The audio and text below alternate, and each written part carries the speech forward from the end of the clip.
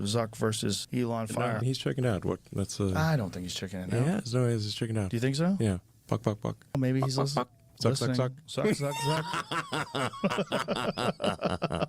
I'll goad him into fighting using taunts. It might work. Yeah. Somehow or another, you got him to agree in the first place. I was stunned. Surely he will respond to a taunt like that. Yeah, surely. How can you resist? How can you resist? Yeah, exactly. Let's go full schoolyard taunting. What if there was like real consequences on the line? What if you guys had a real bet? Okay. The moderation team from X takes over moderation of Facebook if you win. No problem. Sounds good. And if he wins, vice versa. There's a fight for civilization. Yeah, a literal fight for civilization. I'll do it. Wow. Heavy. He was posting all these fight videos, and then someone on Twitter at the time said, "Hey, you should fight Zuck." And I said, well, "I'm willing to fight if he is." And then Zuck posted, I think on Instagram or something, name the place or something to that effect. And I was like, okay, how about the Vegas Octagon? And then Italy actually was willing to let us use the Colosseum.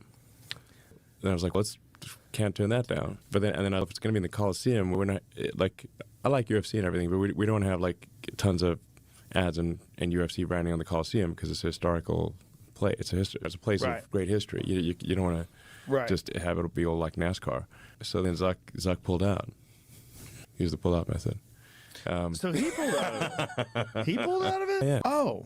What was the narrative? What'd you hear, Jamie? I don't remember.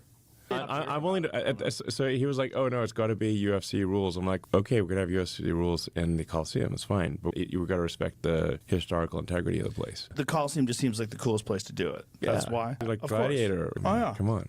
And if they said it's okay. Yeah. So he just wants it to be in the actual UFC in Vegas. Yeah, so then he said, "Oh, he accused me of not being serious." And I said, "Look, listen. At the end of the day, if I'll fight you any place, anywhere, under any rules." Oh. Zuck. That's what I said. So he said name of the place. I'm like, I'm happy to fight him in a house, on a mouse, with a louse. We're going to go full Dr. Seuss here. Now, how much time? I'm a way bigger than him. This is unfair. I know you. I don't think you should fight me. Because you're so much bigger than him? Yeah, I'm like 50% heavier than him. Yeah. I'll just use I've got my patented walrus move. I just lie on him. Walrus move? Like, walrus doesn't need martial arts training. Right. Because it's really big. Right. You don't want to go wrestling a walrus. If a horse falls on you, you can get trapped under a horse. Right, but you're not a horse. Listen, there's just a reason they have weight categories. There's a friend of mine who is pretty good at fighting, but she weighs about half of what I do. And I said, let me show you why there's weight categories in fighting. And I'm going to do a move called the walrus, and you have to I'm just going to lie on you. I'm not going to put you in a lock or anything. I'm just going to lie on you. But I'm going to position myself such that it's hard to get out from under me. And I'm going to lie crossways on you, and you try to get away, and you won't be able to get away, because you couldn't. Just, if a horse falls on you, you can get trapped under a horse. Right, but you're not a horse. What do you weigh, about 230? Yeah, 240, yeah. Yeah. No, I'm not a horse, but I'm saying in the limit, if something's heavy enough, if a horse falls on you and dies, you can get trapped under a horse and not be able to get yourself out. But if someone's good enough, I'm sure you've seen absolute weight classes in jiu-jitsu where you'll get a 145-pound competitor who strangles a 220-pound competitor, and they're both well-trained. That's unlikely. It's not unlikely. It happens quite often. Okay. When you get elite competitors, like elite black belts at the 145, 155-pound weight limit, you'd be shocked. You'll be shocked, too. If you calculated the yearly cost of your PPV and cable bill, it would be $1,450 at least. So what's the solution, you might ask?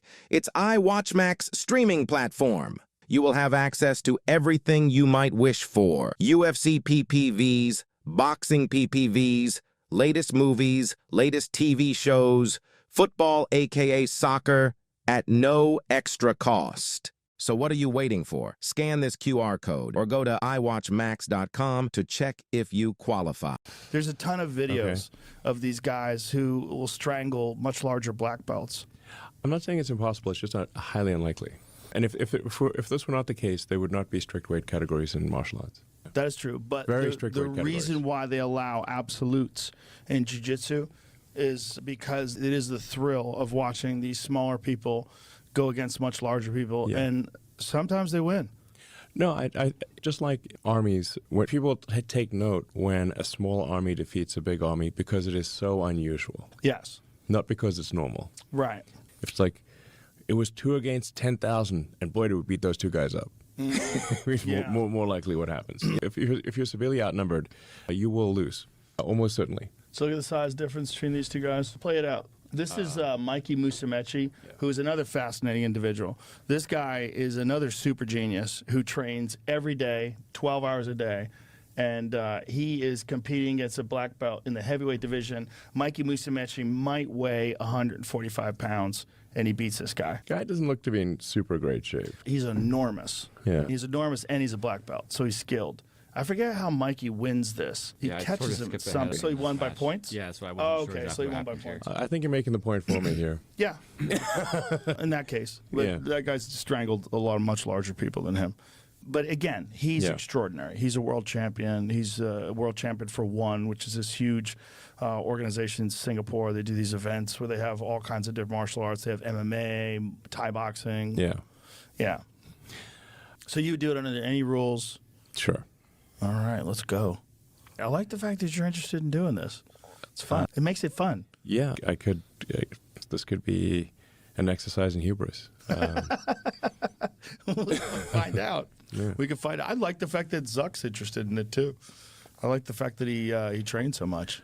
Right. Because he's But going to roll on you. have you ever rolled with someone who's much smaller than you that does jujitsu? Yes. Lex. Yeah. Yeah. No, I did 10 years of martial arts. How much have you trained personally? I did for a decade of it. You did a lot of karate, right?